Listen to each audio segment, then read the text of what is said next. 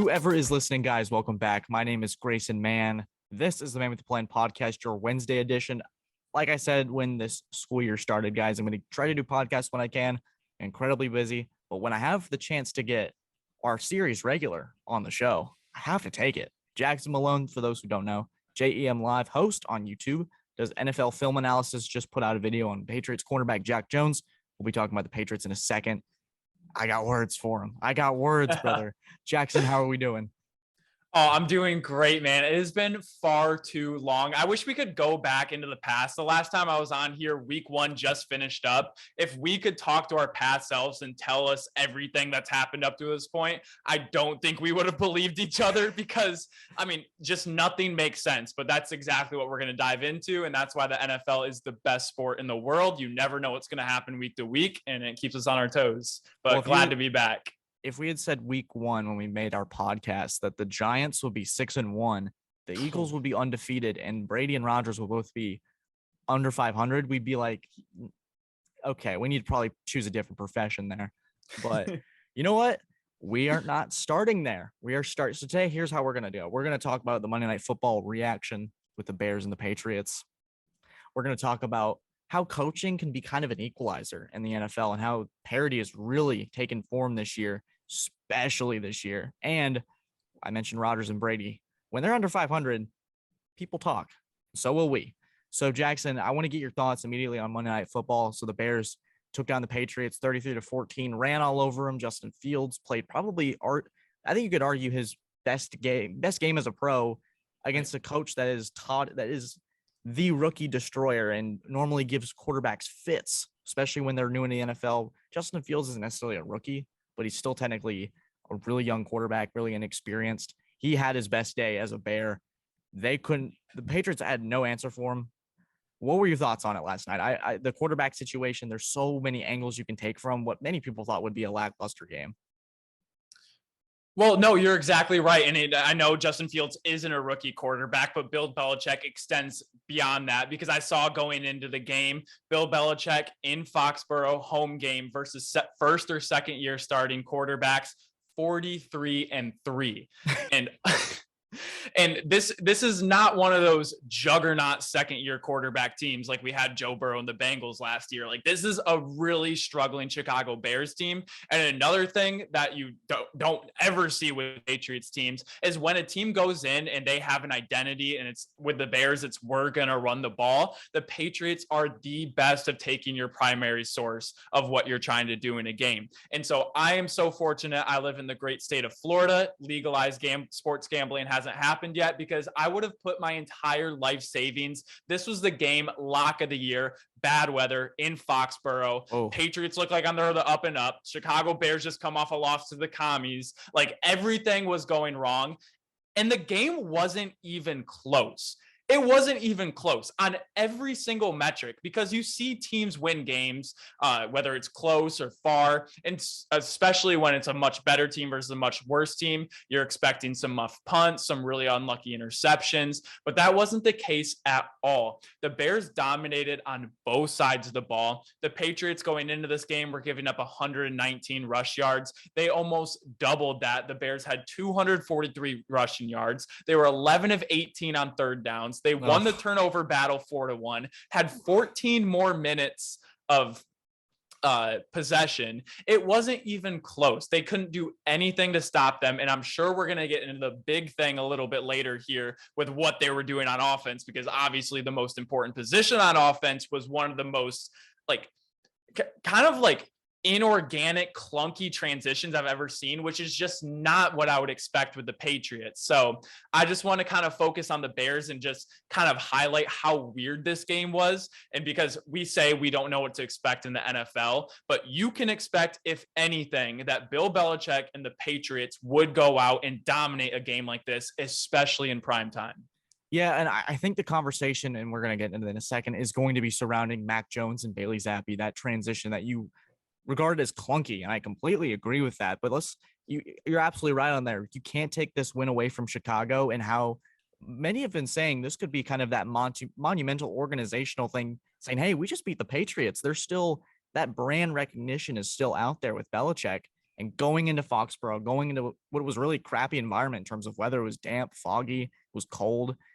It had all the ingredients for a Patriots blowout. And then when you bring in Bailey Zappi and he comes in and leads back-to-back scoring drives, you're like, I think I texted you. I was like, oh my God. Yep. I was like, holy cow. The zappening. I was so into it. But at the back of my mind, I was like, this doesn't feel like New England's pulled away. And then snap your fingers and Chicago's up 23-14.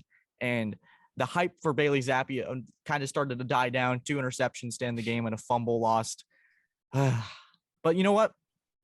We got to talk about the decision. Mac Jones, 3 drives, 2 3-and-outs, and an interception. My personal theory, I think Mac was not 100% healthy and that they rushed him back out.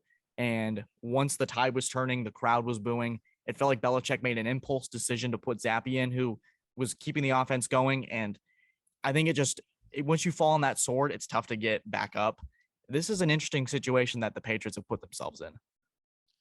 No, you're exactly right. And so with quarterback transitions, it happens all the time. We see backups, we see rookies, we see people come in and take over the starting jobs, whether it's injury, they come in and start playing really well. But this was so inorganic because they said, okay, Mac Jones is good enough to play. And they gave him 3 drives. Like, his leash was so short. It's like, you look at any quarterback in NFL history, they're going to have a span of 3 bad drives. So what makes no sense to me is now you have awkwardness, because next week, are you putting out Zappi and Mac Jones? And when it's so unclear, it's already hard enough to win. And when you have that going on top of it, it's just so hard to deal with. And so I think 1 or 2 things should have happened. They should have either let Mac Jones go out there, and let's say he struggles the entire game. Then you get your whole team, you get the fan base, maybe they're booing the entire game. And now everyone's happy, and Bill Belichick can make an announcement saying, hey, we're moving for Zappi, this point moving forward. Or you say, hey, Bailey Zappi's playing really well right now. We've won 2 games in a row. We look better than we ever had this season. We're going to ride the hot hand. We're going to give Mac Jones a little bit more time to rest. 3 weeks coming off. I've had so many high ankle sprains. 3 weeks tough. is quick to come back to play, especially at an NFL level. So now you have Mac Jones go out there, rush him out, not give him any sort of leeway to do it. And then you put Zappi in. And the only way this works out is if Zappi goes out and kills it and wins a huge game. But that didn't happen. And so now what? Now we're putting Mac Jones back in there. I just feel like it was so inorganic. And like we see the Colts, they just benched Matt Ryan, and they went out and said, we're riding with Sam Ehlinger from this point on to the rest of the season. So whether that's a good decision or not, I'm not exactly sure, but at least you're committed to something. A team, a franchise can go ahead and hop in behind it. But when you're going out there and drive to drive, the fans don't know, the team doesn't know. And from what I heard, the coaches didn't even know. This was Bill Belichick. I saw in his post-game presser, he was talking about it was his idea that he was kind of wanting to play both quarterbacks, but he didn't tell anyone. Bailey Zappi thought he was starting up until kickoff. Mac Jones didn't even know that he had a chance to get pulled out. Like, it was all over the place, and it just makes no sense. And again, what I was saying with this Bears team and how they won on the offensive side of the ball internally, this is so unlike the New England Patriots. Yeah, it's very wishy-washy, and I think Belichick was, trying to be too smart, trying to kind of play to his hand, be like, oh, I can be this crafty. I can wait till the last minute to make this kind of decision. There's so many unanswered questions because they're not going to tell us everything. They're not going to tell us if Mac Jones rushed back himself or he insisted, hey, I'm good, when he really wasn't. And he's not, maybe he's at 75% when he's should be probably at 100% to play the position, especially when you're riding that 2-game win streak. There's so many unanswered questions. So sitting in these next 3 games where you play the Jets, who are riding high, we'll talk about them in a second. The Colts, who, while they still have Sam Ehlinger, there's a very solid roster built around them. And then they play the Jets again at home in Gillette. So these next 3 games are crucial to whether you want to make the playoffs or you want to be a top pick in the NFL draft. There's a lot of unanswered questions. And I think this is bad timing for New England, but it's not over necessarily yet. But I'm very concerned at just because that's your franchise guy in Mac Jones. You drafted him in the first round for a reason. You invested in him. He takes you to the playoffs. I told all my friends and buddies, said, hey, this would be a different conversation if Jones struggled last year. If he struggled, right, struggles into this second year, And then Bailey Zappi comes in and it's like this new transition and actually legitimate quarterback play. But then, yeah, there's a discussion to be had. But Mac Jones was fine last year. And we saw what he can do when he's 100% healthy. So there's just See, a lot. I don't even necessarily know if that's true, just because with what the Patriots did in the past, it was a much bigger deal. I mean, I wasn't necessarily like, I'm younger. I was learning to walk while the whole Brady Bledsoe thing was going on. But Drew Bledsoe was the highest paid quarterback in the NFL. He was like Pro Bowler, All Pro, took him to the playoffs, like all of this stuff. So putting in Tom Brady over Drew Bledsoe was a bigger deal and probably more shock value than putting in Zappi over a 1-year starter and Mac Jones. But I still think it's a bigger deal what they did last night, just because there wasn't any sort of confusion like 20 years ago, because that's exactly what they did. They said, hey, we're riding with Brady, even though it was like, wow, there was no confusion in it. Right. I did listen to somebody connected to that situation. And what I listened to and read saying that Bledsoe probably had the worst camp of his life and that Brady was outplaying him. And then he goes into those first couple games. They say play the worst game against the Jets, and then Brady comes in and delivers that hot hand. So yeah, there's still that discrepancy there. That like every situation is different. It's just this one is wacky, Jackson. It's wacky. So weird. But let's take the next step. Let's start talking about some competent stuff that's happening in the NFL. Please. Okay. NFL coaches. I think there's a laundry list of guys that can do it. There's a laundry list of guys that can't. And there are 4 teams that I want to focus on in specific. The Lions, not the Lions. Well, I still like Dan Campbell. The Jets, the Falcons. I'm sorry. The Jets, Falcons. I want to focus on the Giants. We're 6-1. So the Jets, Seahawks, Falcons, and the Giants. Those 4 teams. All 4 of them in my mind at the beginning of the year, I picked to finish dead last, or at least close to it. The Giants in the NFC East, maybe with Commanders, not so much, but not make the playoffs. The Falcons dead last with that roster. The Seahawks with the rebuilding and Geno Smith, Drew Lock. I was like, okay, dead last. And you have the Jets dead last with the AFC East that continues to get better. I gotta say, I have been proven wrong, and I'm so happy that I have been. You got Robert Saleh, who's really led this team to buy in. And even with Zach Wilson, who I'm not completely bought in on, they're 5-2. They're winning football games. You have the Falcons, who have probably one of the worst rosters in the NFL, and they're making it work. They're 3-4, but they're making it work. The Seahawks, 4-3, making it work, just beat a quality Chargers team. Then you have the Giants. What the hell? 6-1 with Daniel Jones and company. Saquon has had a career renaissance. Daboll's gotten his guys to buy in from day one. Jackson, what are your thoughts on all these teams, and has coaching, and especially this year, been that equalizer to certain teams like the Chiefs or the Bills, that a team that's so well coached can be that equalizer to talent at such a high level?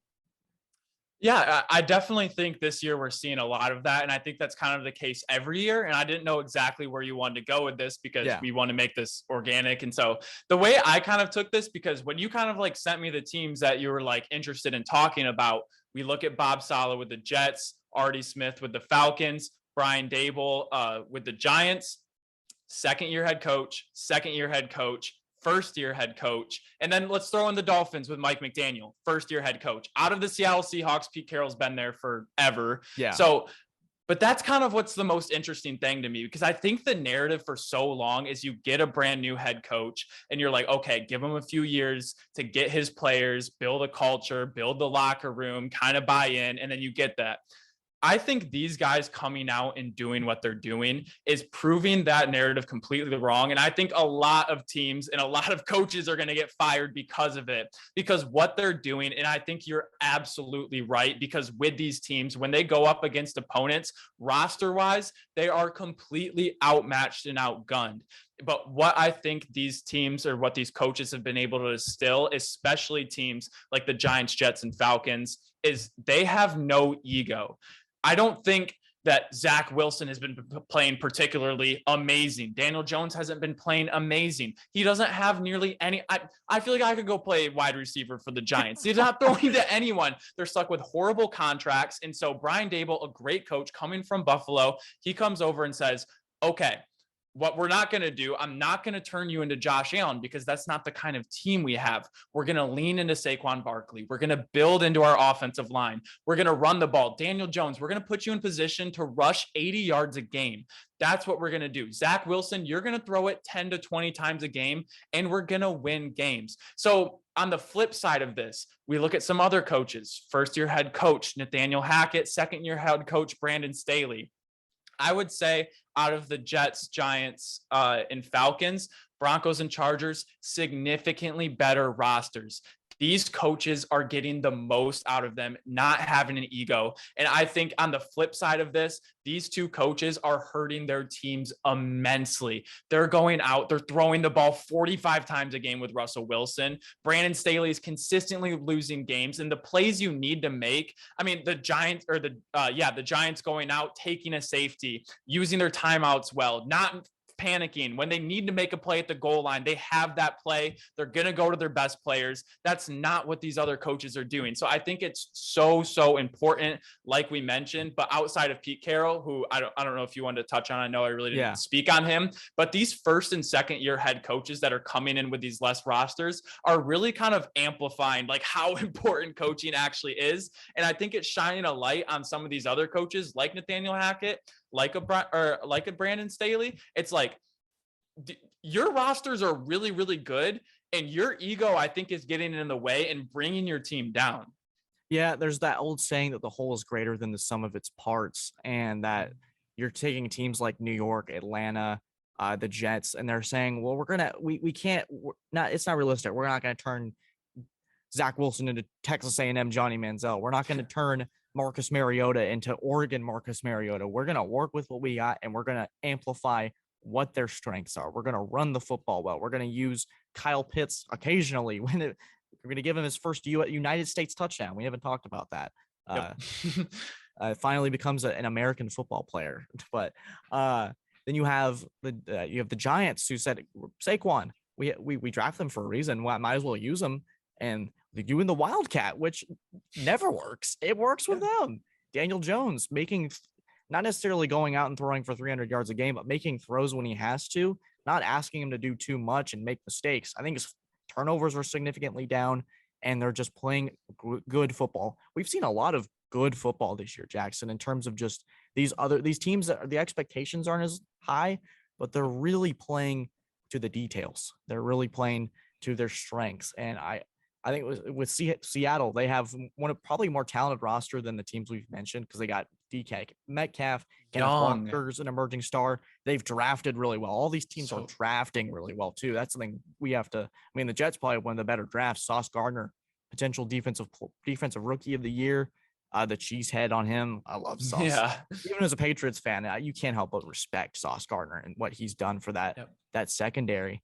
They're drafting well, and you're starting to see those like plans come to fruition, and it's really satisfying to see. Even if you're not a fan of these teams, you're just like happy to see these teams kind of put it all together in a sense.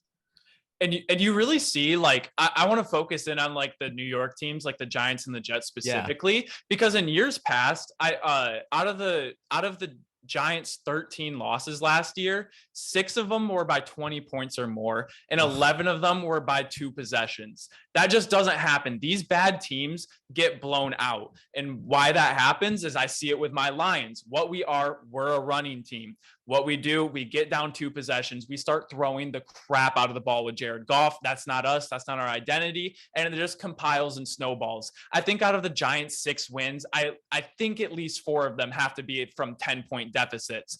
But they've bought in. Brian Dable says, no, stay it. We're going to get our best players the ball. We're going to do what we do best. And even though we're down 10, we're not going to go away from the run game, because in years past, they get down, they start throwing the ball with Daniel Jones, get very one-dimensional. The Jets, they get down. They've had some huge comeback wins. That one against the Browns was insane. They stuck to who they were. They were like Saquon, Breece Hall, Michael Carter, we're going to run the ball through you guys. And they do it. They put their players in the best position to win. And there's no panic. These bad teams get blown out in the past. So not only are they going out and just like dominating games, they're not. They're going out and playing their brand, their style of football consistently for 4 quarters. And then the good coaching is when you need to play, these bad teams are making them. When an NFL game comes down to like 4 or 5 plays, you can think of teams like the Bucks, the Packers, the Ravens. They're going to go out and make those 4 to 5 plays, the fourth down, the goal line.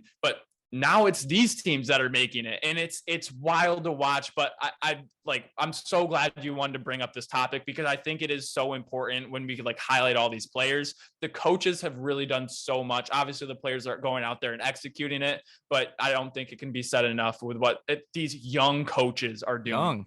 Yeah, a lot of these guys are young too. They're probably trying to, like, you feel like the need to prove something, but that's like the furthest thing. They're like, we don't need to prove anything. We're going to do us, and it's working.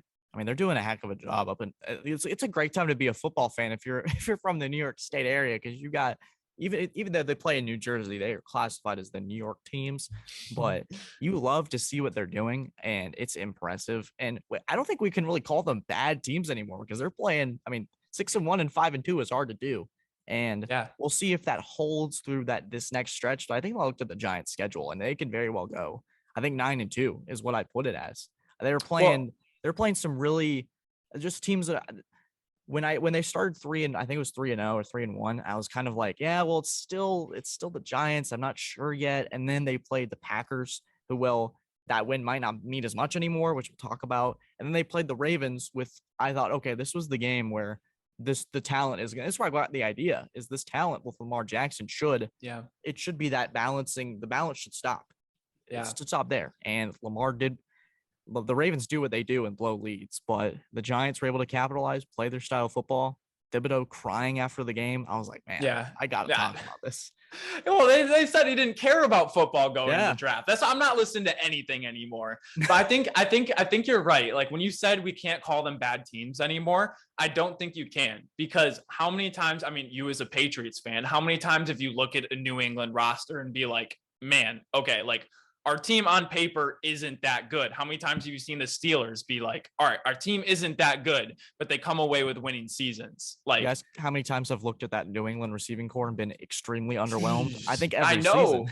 Yes, I know. No disrespect to like Julian Edelman, but like, you see Hopkins and Metcalf and Mike Williams and those guys, and you're just like, man, I'm so underwhelmed.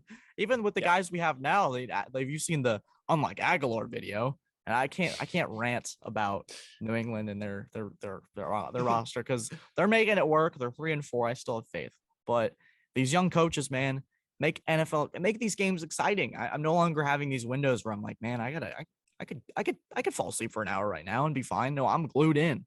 Yeah, I'm locked in and I'm ready to go. Even teams that are real. This isn't a segment to say that even if you have a really underwhelming roster that it's going to work out just fine, because that's not really reality. Because there are teams like Cincinnati who have a great roster, Kansas City who have a great roster, Buffalo.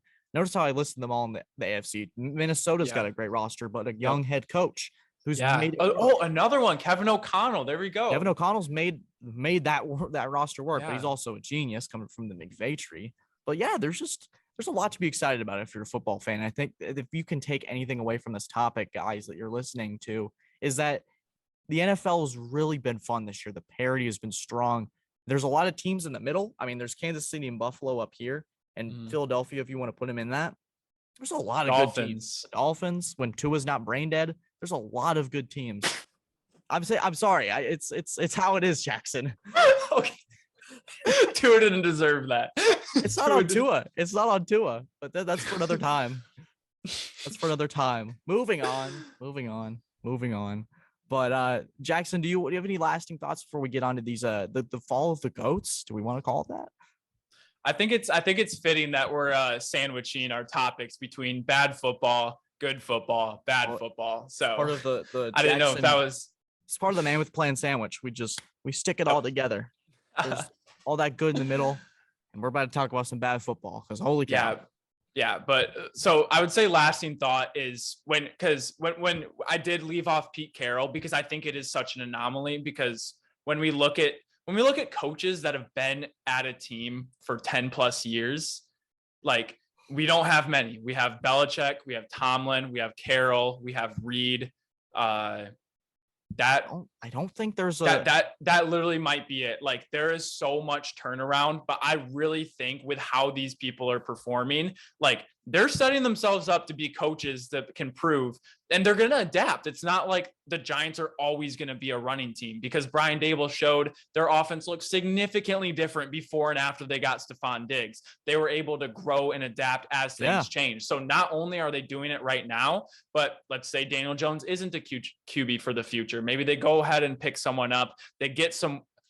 The Giants have no receivers. Like if we like, I know you can't like pull up graphics or anything, but like I can't.